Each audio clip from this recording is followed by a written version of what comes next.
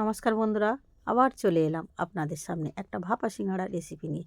সবাই তো ভাজা সিঙ্গাড়া খেয়েছে তেল দিয়ে, কিন্তু ভাপা সিঙ্গাড়া কি কেউ কোনো দিন খেয়েছেন? তাহলে দেখে নিন। এখানে আমি কড়াইশুঁটির ভাপা সিঙ্গাড়া বানিয়েছি।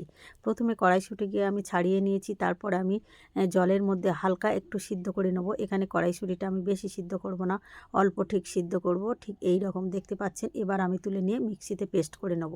এদিকে ময়দার মধ্যে আমি দিয়ে দেবো স্বাদ অনুযায়ী একটু লবণ আর চিনি দিয়ে আমি ময়দাটাকে ভালোভাবে মিশিয়ে নেব। তারপরে পেস্ট করা কড়াইশুঁটিটা আমি ময়দার মধ্যে দিয়ে ভালোভাবে একটা ডো বানিয়ে নেব। বন্ধুরা, এখানে যদি জলের প্রয়োজন হয় তো তাহলে একটু জল দেবেন, আর নইলে একদম জল দেওয়ার দরকার নেই। আমার একটু জল দেওয়ার প্রয়োজন ছিল, তাই আমি সামান্য একটু জল দিয়েছি, দিয়ে আমি ডোটা বানিয়ে নিয়েছি। ডোটা বানিয়েছি, দেখুন একদম ঠিক এই রকম করতে হবে, একদম শক্তও না আর নরম না, একটু মাঝারি টাইপের করে নিতে হবে। এখানে আমি ছোট ছোট করে লেচি কেটে নিয়েছি, আর ময়দা ছড়িয়ে দিয়ে আমি এটাকে একটু লম্বা শেপে বেলে নেব। দেখতে পাচ্ছেন আমি কেমন করে বেলে নিয়েছি, ঠিক একটু লম্বা শেপে। এবার একটা ছুরি দিয়ে আমি সমান ভাগে দুভাগ করে নেব। দুভাগ করে নিয়েছি, এবারে জল লাগিয়ে নেব। ঠিক একটা ভাগ নিয়েছি, নিয়ে এবার এই সাইডটা আমি জল লাগিয়ে নেব।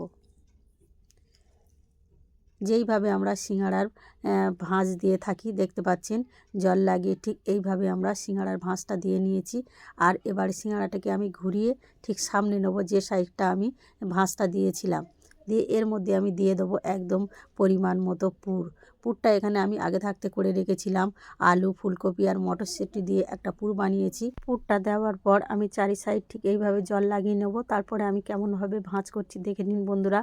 ঠিক এইভাবে সিঙ্গাড়ার ভাঁজটা দিতে হয়।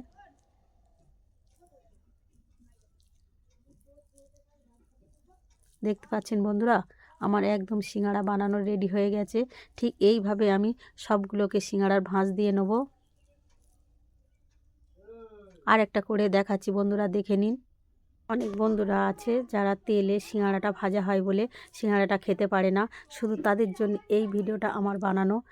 প্লিজ বন্ধুরা একবার দেখে নিন, আর এইভাবে ভাপা সিঙ্গাড়া বানিয়ে ঘরে সুন্দরভাবে পরিবেশন করুন।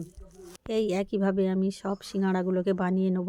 এদিকে আমি স্টিমের মধ্যে একটা কলা পাতা দিয়ে আর স্টিমটাকে গরম করতে রেখেছিলাম। এবার এক এক করে আমি সিঙ্গাড়াগুলো ওই স্টিমের মধ্যে দিয়ে দিলাম, দিয়ে ঢাকা দিয়ে আমি সিদ্ধ হতে দেবো। দেখুন বন্ধুরা, আমার সিদ্ধ হয়ে গেছে, একদম রেডি। এবার আমি এক এক করে তুলে নেব। বন্ধুরা, আমার এই নতুনভাবে কড়াইশুঁটির সিঙ্গাড়া যদি আপনাদের ভালো লেগে থাকে তাহলে লাইক, শেয়ার, কমেন্ট ও সাবস্ক্রাইব করবেন।